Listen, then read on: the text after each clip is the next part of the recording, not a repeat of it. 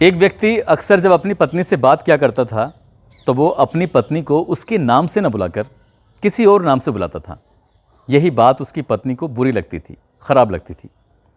जब उसकी बीवी ने ये बात जानने की कोशिश की कि आखिरकार ये मुझे मेरे नाम से न बुलाकर किसी और नाम से बुलाता है, क्या वजह है, जब वो वजह सामने आती है तो उसकी पत्नी ने सीधे सीधे जाकर कोर्ट में अर्जी दी कि मुझे इस व्यक्ति से तलाक लेना है। तलाक की मंजूरी हो जाती है और वो तलाक ले लेती है।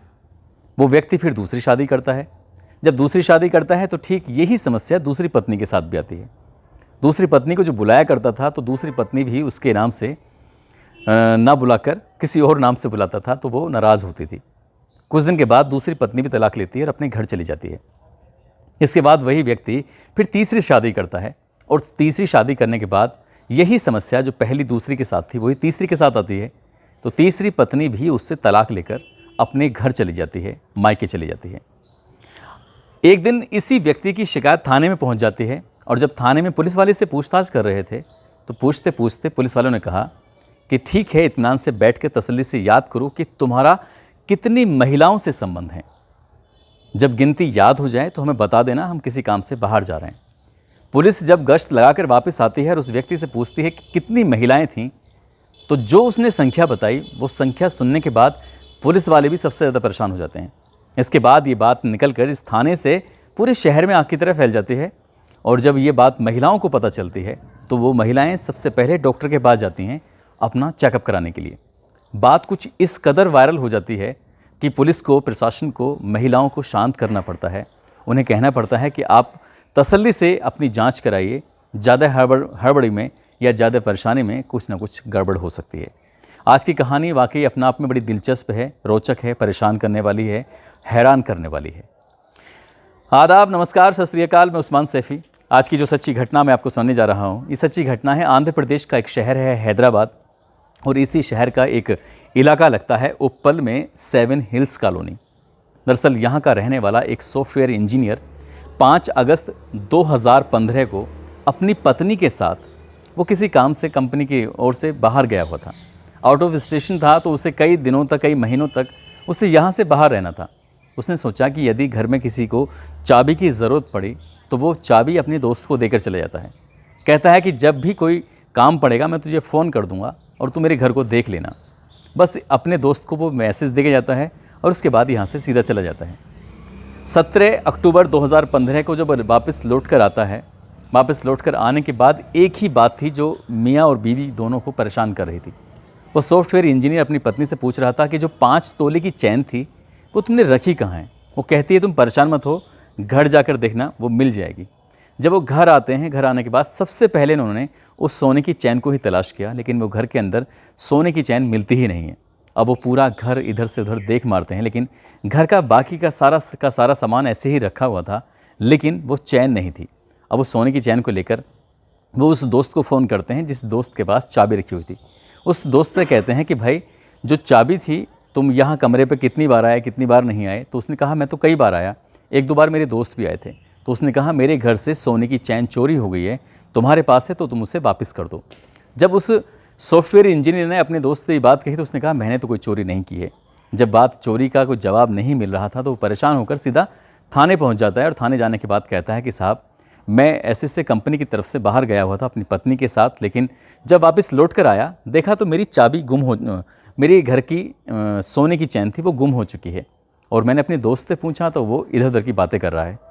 पुलिस इस मामले को गंभीरता से लेती है। उसके बाद उसके दोस्त को हिरासत में लेती है, थाने लेके आती है, पूछताछ करती है और उससे बातचीत करने के बाद पता चलता है कि इस सॉफ्टवेयर इंजीनियर के यहाँ से जाने के बाद वो दोस्त अपने कई और दोस्तों के साथ मिलकर इस घर के अंदर पार्टी किया करते थे।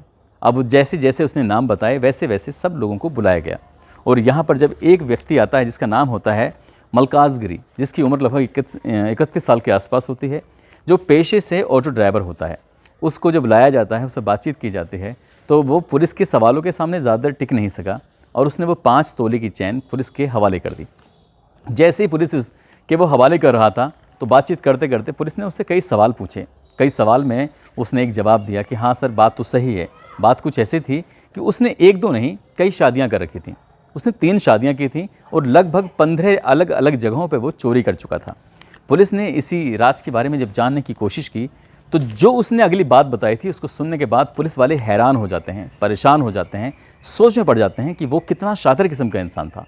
दरअसल मलकाज की आदत थी, वो ऑटो ड्राइवर तो था ही, लेकिन अलग अलग रेड लाइट एरिया में जाने के बाद महिलाओं के साथ संबंध बनाया करता था, और संबंध बनाते बनाते उनके साथ रहना, उनसे बातचीत करना, उनके नज़दीकियाँ बढ़ाना उसकी आदत में आ चुका था।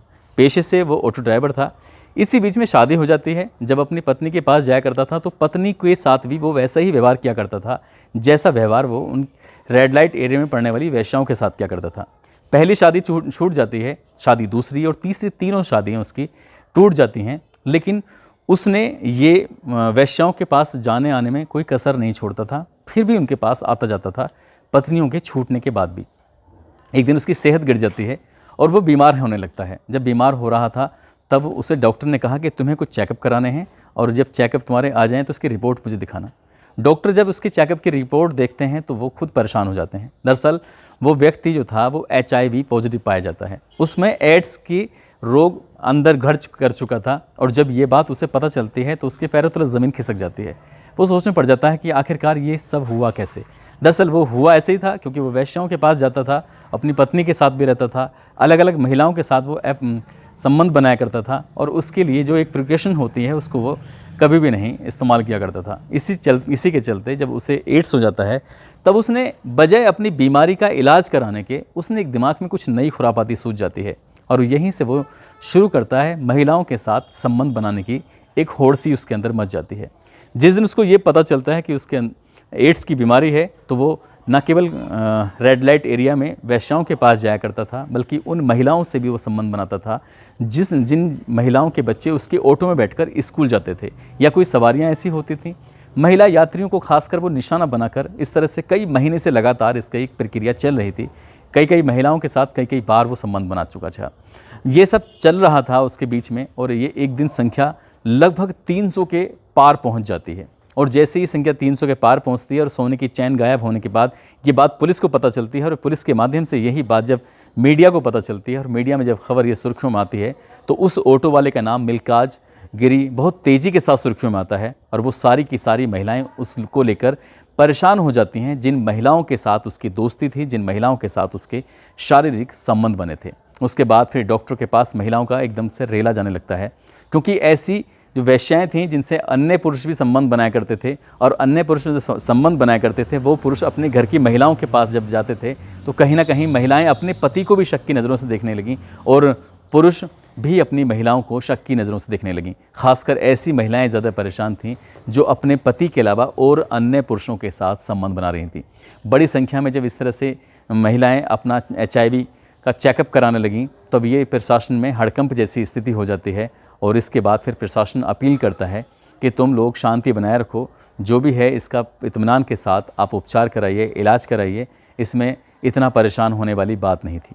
क्योंकि पुलिस वाले उन्हें परेशान होते देख, क्योंकि शहर का माहौल भी बिगड़ सकता था, इसलिए उन्होंने उन्हें शांत करने की किसी तरकीब से कोशिश की और महिलाएं शांत हो जाती हैं।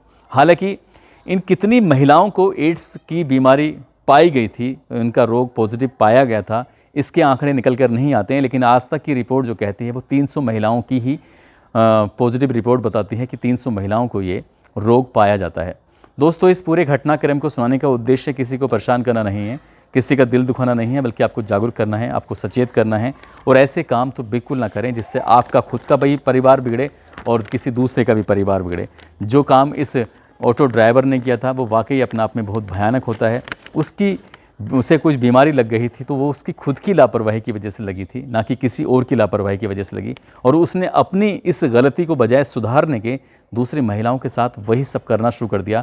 वो बीमारी जो खुद के अंदर थी वही बीमारी उसने दूसरी महिलाओं के अंदर भी देनी शुरू कर दी।